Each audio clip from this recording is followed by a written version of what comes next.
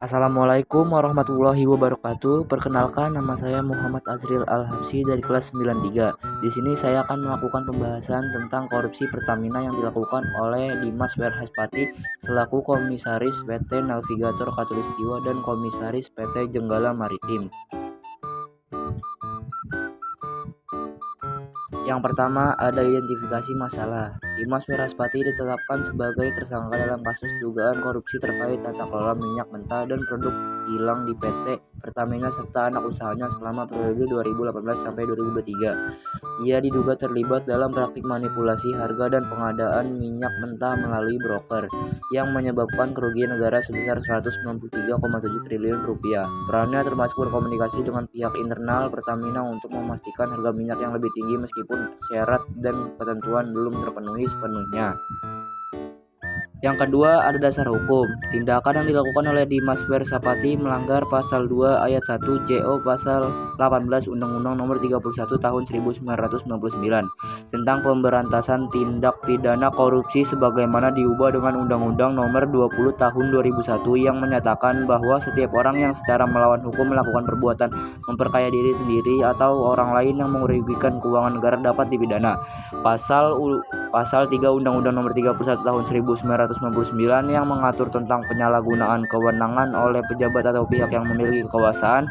Pasal 55 ayat 1 ke 1 KUJHP mengenai perbuatan bersama dalam tindak pidana.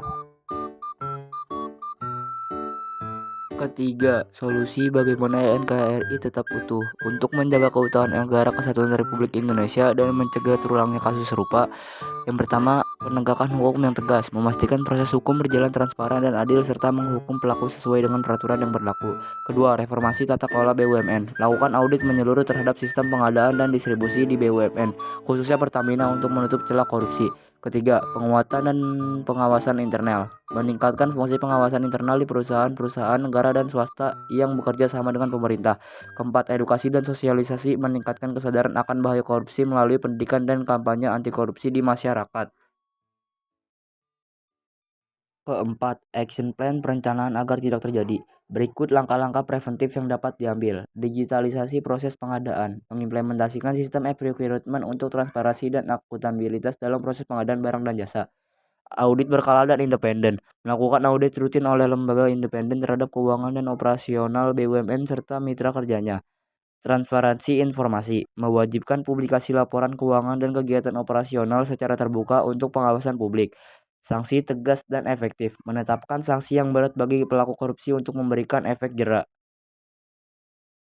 Pelatihan etika dan kepatuhan. Menyelenggarakan pelatihan rutin bagi pegawai BUMN dan mitra kerja mengenai etika bisnis dan kepatuhan terhadap hukum.